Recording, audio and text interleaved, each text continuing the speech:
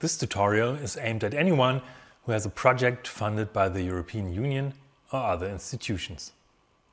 If you need to access documents or sources from the archives in this context, you are in the right place.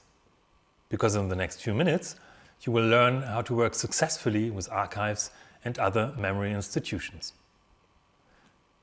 Unfortunately, suitable sources do not fall from the sky. We are part of a project called Culinary Heritage of the Cistercians in Central Europe. And we have dealt with the question of successful cooperation ourselves. Therefore, we are trying to pass on our experience to others. We hope that our guide, which is based on our own experience, can help you to orientate yourself.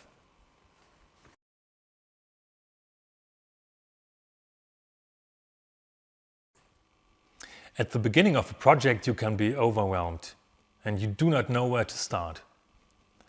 It is easier if you systematically divide the project into individual steps.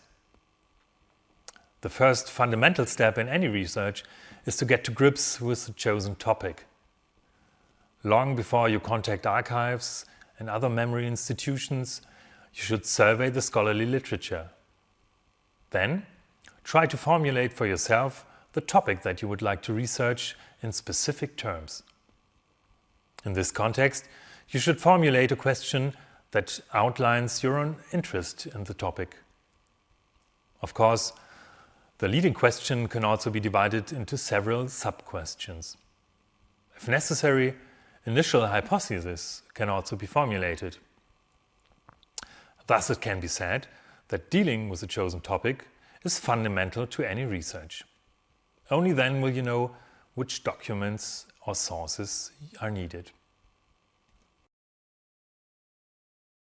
Several sub-questions have also arisen in our current project. To what extent can regional specialties be traced back to monastic origins?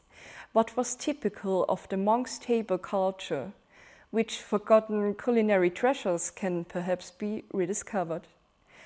Only when the initial formulation of your individual goals has taken place do you approach the search for sources. Once the topic has been decided, you should consider which sources might be relevant for your own project. In our case, many different types of sources turned out to be informative. Cookbooks, recipe collections, medical literature, food lists, account books, diaries, various reports like chronicles, newspapers, travelogues, letters, just to name a few.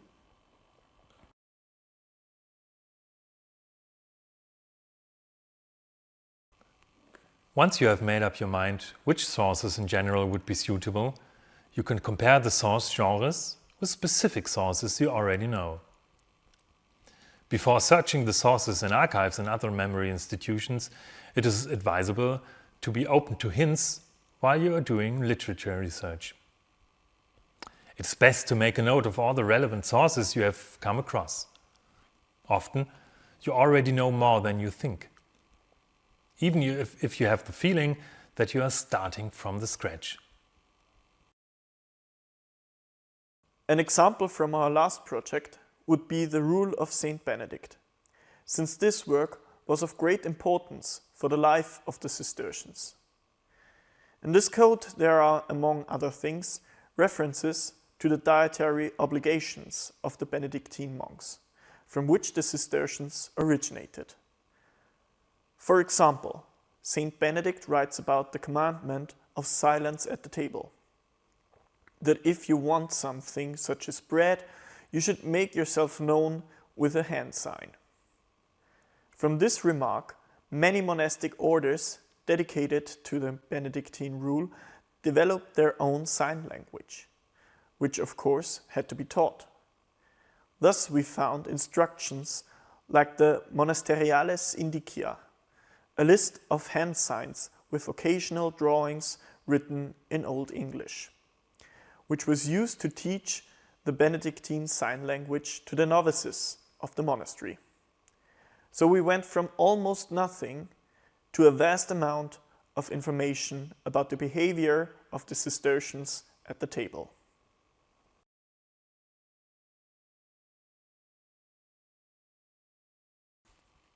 Incidentally, not all sources are the same.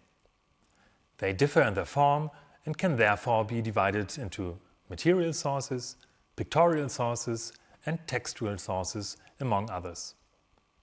Depending on the question, material sources in the form of buildings and statues can play an important role. Pictorial sources, such as various depictions and paintings, can also be informative. Textual sources do not need to be explained in detail here. They are among the most informative sources for historians anyway. This diversity is especially relevant when searching, as one will not find all sources in an archive, for example. Therefore, it is essential to always keep your eyes open and go beyond research in an archive. In our project, sources were found in the most diverse ways. An existing network of institutions from a previous project was particularly helpful.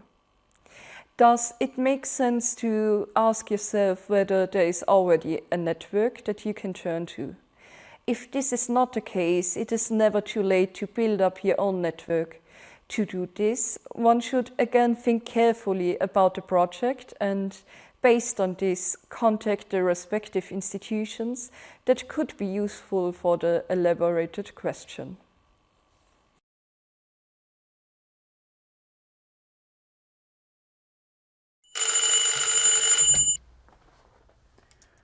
Good afternoon, this is the archive. How can I be of assistance?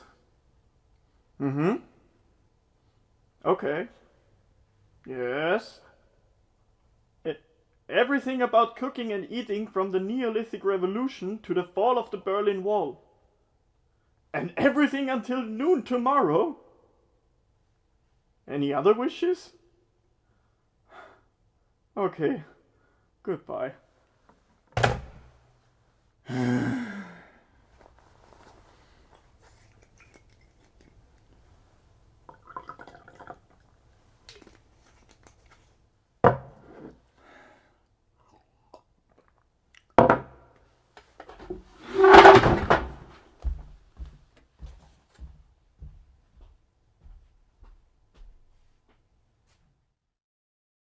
If you do not want your archivist to be exposed to such stressful situations, think back to the beginning of the video.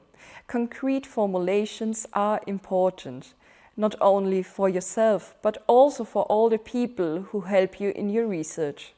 Archives and other memory institutions are busy with numerous requests every day, and many of these requests are very time-consuming because they are made in very general terms.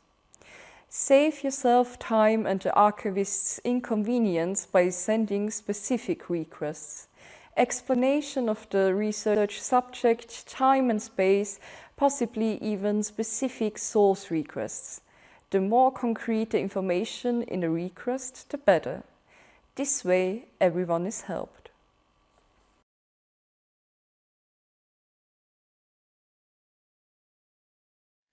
This tutorial does not claim that there is a one true manual.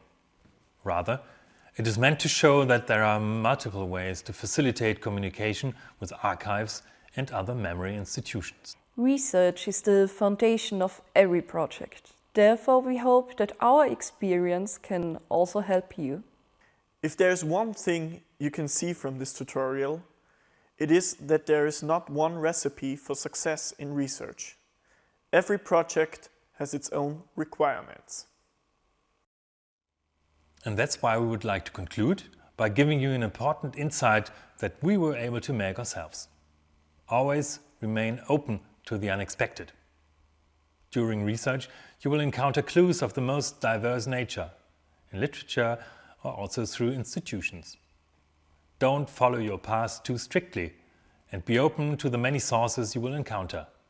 We wish you success.